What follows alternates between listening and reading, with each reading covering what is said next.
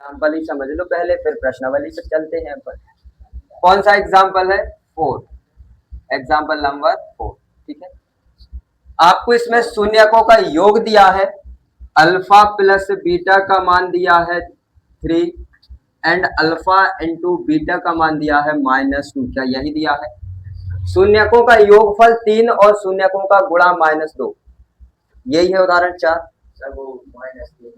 अच्छा, -3 और प्लस का 2 है, इसको -3 कर दो, कोई दिक्कत नहीं, और इसको प्लस का 2 कर दो।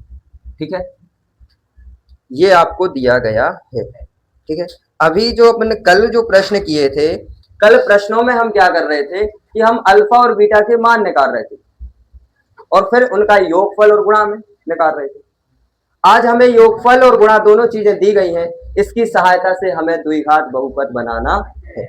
ठीक है, तो आप क्या लिखोगे? आप लिखोगे सॉल्यूशन में, हल में, कि दिया क्या गया है, दिया गया है। क्या दिया है आपको? तो मैंने आपसे बोला है, आपको दिया गया है शून्यकों का योगफल। क्या दिया है? शून्यकों का योगफल, शून्यकों का योगफल। ठीक है, आपको पता है द्विघात बहुपद के दो शून्यक होते हैं, अल्फा और बीटा। तो योगफल की जब बात करेंगे तो हम लिखेंगे अल्फा प्लस बीटा। इसका जो सूत्र होता है क्या, वो -b/a होता है। जहां पर मैंने आपको बताया था कि b क्या है, b आपका x का गुणांक है, b क्या है, x का गुणांक है, और a क्या है, a x² का गुणांक है, x² का गुणांक है। ठीक है, ये बात लिखनी जरूरी है, यहाँ से आपको पता चलेगा कि मध्य पद क्या आएगा और प्रथम पद क्या आएगा। ठीक है, बात करते हैं आगे। अल्फा प्लस बीटा की वैल्यू क्या दी गई है? अल्फा प्लस बीटा की वैल्यू -3 दी गई है, तो आप इसकी जगह क्या रखोगे? -3 = 1 -b/a है। अब देखो, इधर यदि कुछ बटे में नहीं लिखा तो 1 ले सकते हैं, तो यहां से आपको पता चल रहा है b की वैल्यू 3 है, a की वैल्यू 1 है। ठीक, माइनस से ये माइनस कैंसिल हो जाएगा। लेकिन अभी आगे देखते हैं कि गुणा में क्या आ रहा है। तो शून्यकों का जो गुणा है, शून्यकों का गुणा या गुणनफल, वो क्या होता है? अल्फा इंटू बीटा होता है। जो आपको क्या दिया गया है? सूत्र क्या होता है? c/a। c क्या होता है? अचर पद। c क्या होता है? अचर पद। और a क्या होता है? x² का गुणा, x² का गुणा। ठीक है, ये सूत्र है, ये आपको याद होने चाहिए। अब अल्फा इंटू बीटा का मान क्या दिया गया है? 2, तो इसकी जगह रखोगे 2, इधर c/a। इसके बटे में 1 कर दोगे, कोई समस्या होगी क्या? नहीं। तो आप एक बात बताओ, इधर से a की वैल्यू क्या है? 1 है, b की वैल्यू क्या है? 3 है, इधर से भी a की वैल्यू 1 है। क्या दोनों जगह a की वैल्यू सेम है? यदि सेम है, एक सी है, तो कोई दिक्कत नहीं है। यदि अलग अलग होती तो हम दोनों को बनाते एक जैसा। ठीक है, इस प्रश्न में आपको क्या दिया गया है? इस प्रश्न में आपको सेम है, एक सी है, तो कोई समस्या नहीं है। आप इधर भी लिख सकते हो, a बराबर 1 आएगा और b बराबर आपका 3 आएगा। ये माइनस से माइनस कैंसिल हो गया। ठीक है, इधर देखो a की वैल्यू 1 आई और c की वैल्यू क्या मिली? 2। ठीक है, तो a की वैल्यू इधर भी 1 आ रही, a की वैल्यू इधर भी 1 आ रही, कोई समस्या नहीं है। समस्या तब होती कि यहाँ 1 आ रहा, यहाँ 2 आता, यहाँ 1 आ रहा, यहाँ 3 आता, या यहाँ 3 आ रहा, यहाँ 5 आता, कुछ अलग होता। दोनों जगह सेम है तो कोई दिक्कत नहीं है। अब हम क्या करेंगे, ए बी सी के मान मिल गए आपको, ए का मिल गया, बी का मिल गया, सी का मिल गया, तो आप लिखोगे द्विघात आता है,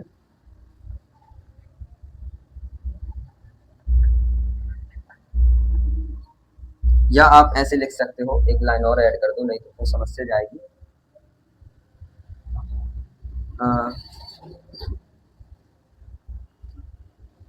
ज्ञात ज्ञात मानो, या ऐसे लिखो, ज्ञात a, b, c के मानों को द्विघात समीकरण द्विघात समीकरण द्विघात समीकरण के मूल रूप क्या होता है? तो आपको बताया मैंने ax² plus bx plus c ये होता है।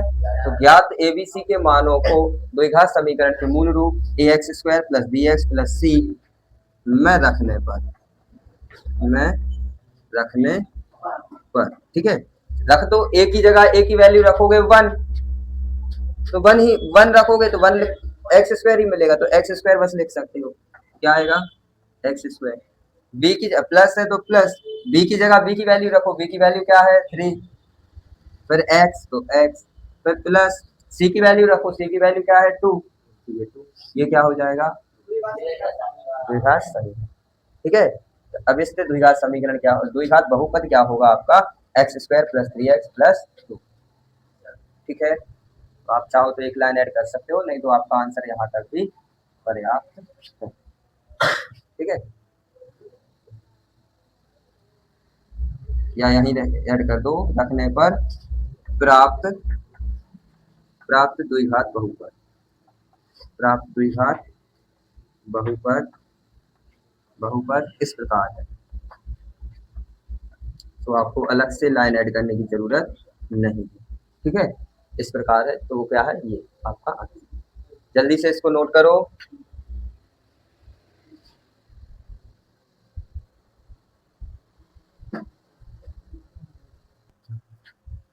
समझो, अब इधर है प्रश्नावली का आपका फर्स्ट क्वेश्चन। देखो फर्स्ट क्या दिया गया है? निम्न द्विघात बहुपदों के शून्य ज्ञात कीजिए और शून्यकों तथा गुणांकों के बीच के संबंध की सत्यता की जांच कीजिए। ठीक है, आपको एक द्विघात बहुपद दिया गया है। फर्स्ट ही देख रहे हैं अभी। क्या है? x² minus 2x minus 8। ये एक आपको द्विघात बहुपद दिया गया है, जो अभी प्रश्न करके आए हैं उदाहरण 4 उसके जस्ट अपोजिट है। ठीक है, तो ये आपको एक द्विघात बहुपद दिया गया है। इस द्विघात बहुपद के आपको शून्यक निकालने हैं, सबसे पहला काम है। उसके बाद शून्यकों और गुणांकों के बीच के संबंध की जांच करनी है आपको। ठीक है, क्या ये सही संबंध है कि नहीं। तो आप क्या लिखोगे? दिया गया बहुपद इस प्रकार है, या दिया गया द्विघात बहुपद, दिया गया द्विघात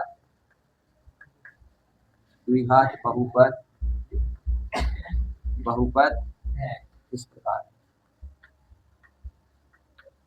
ठीक है, क्या द्विघात बहुपद दिया गया है? तो आपको दिया गया है x² माइनस 2x माइनस 8। आपको मैंने कल बताया था कि जब भी द्विघात बहुपद के शून्यक निकालना पड़े तो हमें सबसे पहले किस पर अटैक करना है? इस बीच वाले पद पर अटैक। इस बीच वाले पद को आपको इस प्रकार से तोड़ना है कि या तो जोड़ने पर ये मिले या घटाने पर, और साथ ही साथ में जिसमें आप मध्य पद को तोड़ोगे उन्हीं का गुणा करने पर ये 8 भी मिले, मतलब ये अचर पद भी मिले। अब दिमाग लगाओ आप कि 2 को हम किस प्रकार से तोड़ें कि जोड़ने पर 2 मिल जाए या घटाने पर 2 मिले, और साथ ही साथ में गुणा करने पर 8। क्या ऐसी वो 2 संख्याएं हैं आपकी? कौन सी होंगी? 2 और 4। ठीक है, 2 और 4। आप क्या लिखोगे? आया है गुणेश में? क्या करना है? इस बीच वाले पद को आपको ऐसे तोड़ना है कि या तो जोड़ने पर 2 मिल जाए या घटाने पर। जैसे इधर 2 लिखा है ना, तो आप बताओ 2 जोड़ने पर कब मिलेगा? जब 1 और 1 को जोड़ोगे, या 0 और 2 को जोड़ोगे, तो जिसमें 0 आए वो तो लेने लेंगे। तो 1 और 1 को जोड़ोगे तभी 2 आएगा। लेकिन दूसरी कंडीशन ये भी है कि जिसमें आप 2 को तोड़ रहे हो उन्हीं का गुणा करने पर 8 भी आना चाहिए। 1 और 1 का गुणा करने पर 1 ही मिलेगा, 8 नहीं मिलेगा, इसलिए ये वाली संख्याएं हम नहीं ले सकते। अब दूसरी बारी चेक करो कि घटाने पर 2 कब मिलेगा। तो घटाने पर 2 आपको तब मिलेगा जब 2 में से 0 जाएगा, तो ये तो लेना नहीं है। ठीक है, इसके बाद आप देखो तो 3 में से 1 जाएगा जब मिलेगा, 4 में से 2 जाएगा तब मिलेगा। ठीक है, और उसके बाद 5 में से आपका 3 जाएगा तब मिलेगा, 6 में से आपका 4 जाएगा तब बचेगा 2। ठीक है, मतलब ये हुआ कि जोड़ने पर, जब हम जोड़ने में चेक कर रहे थे तो सिर्फ एक ही संख्या मिल रही थी, 1 और 1, एक ही पेयर मिल रहा था, एक ही जोड़ा मिल रहा था 1 और 1 का। लेकिन जब घटाने में चेक कर रहे तो आपको बहुत सारी संख्या मिलेगी। ऐसे बढ़ते जाओ आप आगे, इधर आप बढ़ते जाओगे आगे, अनंत तक चले जाओगे, आपको 2 मिलना खत्म हो जाएगा क्या? कभी नहीं होगा। होगा क्या यहाँ? ठीक, तो यहाँ पर बहुत सारी मिल रही। भाई हमें सब थोड़ी लेना, हमें तो कोई 2 संख्याएं लेनी है, तो कौन सी लें? तो आपको फिर जाना है, आपको कहाँ पर? 8 पर। कहाँ जाना है? 8 पर। इस 8 को चेक करो, गुणा में 8 कब मिल सकता है? तो जब आप 1 और 8 का गुणा करेंगे तो 8 आएगा, 2 और 4 का गुणा करेंगे तब 8 आएगा। क्या इसके अलावा गुणा में 8 आपको मिल सकता है? और कोई 2 संख्याओं का गुणा करने पर 8 आएगा क्या? नहीं। अब यहाँ भी 2 है, कौन सी ले? तो आप चेक करो, जो इधर भी हो और जो इधर भी हो, क्या 2 और 4 इधर है, 2 और 4 इधर है, तो आप क्या लोगे? 2 और 4। सो आपको पता चल गया 2 को हमें कैसे तोड़ना है। 2 को हमें 4 और 2 में या 2 और 4 में तोड़ना है। सो देखो, एक्स स्क्वायर को एक्स स्क्वायर लिखा, माइनस था तो माइनस, यदि आप 4x में से 2x को माइनस कर दोगे, क्या 2x बचेगा? इधर आपका -8 लिखा है, इसको -8 ही लिखा रहने दो, ठीक है। अब देखो, एक्स स्क्वायर है तो एक्स स्क्वायर माइनस का अंदर मल्टीप्लाई करोगे, माइनस का 4x आएगा, माइनस का इधर मल्टीप्लाई होगा, प्लस का 2x हो जाएगा, ठीक। बाहर क्या लिखा था? -8 लिखा था, -8 लिख दिया। अब एक बात बताओ, अब आपको निकालना है क्या? कॉमन। तो 2 हिस्से बनाओ, एक हिस्सा ये बना, एक हिस्सा ये बना। इधर और इधर दोनों जगह क्या लिखा है? दोनों जगह x लिखा है, सो आप x को लेंगे बाहर, यानी कॉमन। यहाँ 2 बार x था, 2 की पावर है मतलब 2 बार x है, 2 बार x में से 1 बार x बाहर आ जाएगा, क्या बचेगा? 1 बार x। माइनस से तो माइनस लगा दो। इधर 4 और x था, x बाहर चला गया, क्या बचेगा? 4 बस बचेगा, तो 4 बस लिख दो, ठीक। अब बारी किसकी? इस वाले भाग की। प्लस है तो प्लस लगा दो, ठीक। इधर और इधर में कुछ कॉमन दिख रहा क्या? अभी दिख रहा क्या? क्या है इधर और इधर में? बताओ, यस, कॉमन दिख रहा कुछ? कहाँ? 8 कहाँ दिख रहा है? इधर 8 दिख रहा है तुमको, तो इधर x कहाँ है? कॉमन का मतलब नहीं समझे क्या? इधर कैसे बता रहे थे फिर कि x आएगा, जब कॉमन का मतलब नहीं समझे? कॉमन का मतलब वो होता है जो दोनों जगह हो। इधर x था, इधर भी x था, इसलिए आपने बाहर निकाल दिया। इधर दोनों जगह क्या दिख रहा? कुछ नहीं दिख रहा। दिख रहा क्या? मैं सिर्फ दिखने की बात कर रहा। क्या इधर और इधर में कुछ दिख रहा कॉमन? नहीं है, ठीक। तो आप कुछ कॉमन नहीं निकाल पाओगे। लेकिन फिर यदि आपसे बात बोली जाए, क्या 8 को डिवाइड करो, क्या इसमें 4 और 2 नहीं है? 4 और 2 का गुणा करोगे 8 आएगा कि नहीं आएगा? अब बताओ, दोनों जगह क्या दिख रहा है? क्या दिख रहा है? 2। 2 इधर भी है और 2 इधर भी है, तो 2 को क्या कर दोगे? बाहर कर दोगे। इधर क्या बचेगा? x, माइनस है तो माइनस। अब ये 8 नहीं आएगा। 8 को आपने क्या लिखा है? 4 और 2। 8 को क्या लिखा है? 4 और 2, तो 2 तो चला गया, क्या बचा? 4 बचा। बताओ, अब यहाँ इस स्टेप में कोई दिक्कत है? ध्यान से समझना, कॉमन का मतलब वही होता है जो बार बार लिखा गया हो, उसको आपको बाहर निकालना है। कॉमन का मतलब ये, ठीक। कोई चीज बार बार लिखी है, उसको बाहर निकाल के एक बार लिख दो, क्या है वो? कॉमन है, ठीक है। इधर भी x लिखा था, इधर भी x लिखा था, दो दो जगह x लिखा है, हमने बाहर कर दिया, एक बार लिख दिया। इधर 2 बार लिखा था, आपने तो बाहर एक ही बार किया है, तो एक बार तो बचेगा। इधर एक ही बार लिखा था, वो भी आपने बाहर कर दिया, तो इधर से x गायब हो जाएगा, 4 बस बचेगा। इसके बाद प्लस, इधर देखो 2x और 8 में तो नजर कुछ नहीं आ रहा था, लेकिन जब हम 8 को डिवाइड करेंगे, 8 को तोड़ेंगे, 4 और 2 में टूटेगा। अब बताओ, 4 और 2 लिखा है इधर, और इधर 2x लिखा, दोनों जगह क्या दिख रहा है? तो दोनों जगह 2 है, इधर भी 2 है, इधर भी 2 है, तो आप 2 को बाहर निकाल सकते हो, तो 2 को आपने बाहर कर दिया। जब इधर से 2 को बाहर किया तो x बचेगा, माइनस था तो माइनस, इधर से जब बाहर किया तो ये 4 बस बचेगा। समझ गए बात? यदि आपको दिक्कत जा रही हो तो इस 8 को सीधा ही मैं तोड़ के लिख देता, इधर ही से 8 को क्या लिखो? 4 गुणा 2, 4 गुणा 2। अब कोई दिक्कत है? ठीक है, तो आपने 2 कॉमन निकाला, x माइनस 4। अब इधर और इधर में देखो, क्या दोनों जगह लिखा दिख रहा है? 4 बस दिख रहा है। पूरा पद बताओ ना भैया, x माइनस 4 इधर भी है, x माइनस 4 इधर भी है। हाँ तो बोलो ना, पहली दूसरी में नहीं हो, इतना ना बोल पाओ। तो आप x-4 इधर भी है, इसको बाहर कर सकते हो, इसको बाहर किया, x-4 को बाहर किया, तो इधर से x-4 गया तो ये x बस बचेगा, इधर से जब जाएगा तो ये +2 बस बचेगा। ठीक है, ये क्या है, ये बहुपद के गुणनखंड है। क्या है, बहुपद के गुणनखंड है। इनका गुणा करने पर आपको ये मिल जाएगा। लेकिन हमसे गुणनखंड का नहीं बोला गया, हमसे क्या बोला गया है, शून्य का। तो आप गुणनखंड को कर दो 0 के बराबर। सो आप लिखोगे x-4 बराबर 0 या x + 2 बराबर 0। एक बार इसको 0 के बराबर किया, एक बार इसको 0 के बराबर। सो देखो, इधर से x की वैल्यू निकालोगे, -4 उधर जाके प्लस का हो जाएगा, या x की वैल्यू इधर से निकालोगे, +2 उधर जाके माइनस का हो जाएगा। तो आपको x की दो वैल्यूज मिली, 4 और -2। तो एक को नाम दे दो अल्फा 4, एक को नाम दे दिया बीटा। क्या हो गया, इसकी वैल्यू 2 -2। ठीक है, द्विघात बहुपद के दो शून्यक होते हैं, अल्फा और बीटा। सो दो ही शून्यक मिले थे, एक को 4 और एक को -2। ठीक, तो अल्फा 4 हो गया, बीटा -2 हो गया। यहां तक तो प्रश्न का हुआ आधा हिस्सा। आगे का सॉल्व करने के लिए उन्होंने क्या बोला है, आपसे बोला है कि आप कीजिए इनके शून्यकों और गुणांकों के संबंध में जांच। तो आप निकालेंगे शून्यकों का योग। शून्यकों का योग क्या होता है, तो शून्यकों का योग होता है आपका क्या, अल्फा प्लस बीटा बराबर क्या होता है, बराबर होता है -b/a। जहां पर b क्या होता है, तो देखो एक ही लाइन में आप करना, मैं इधर लिख दे रहा। जहां पर b क्या होता है, b होता है आपका x का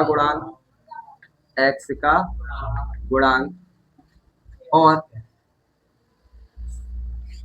ये क्या होता है, x² का गुणांक होता। ठीक है, अल्फा प्लस बीटा लिखना है, मतलब 4 धन -2 करना है।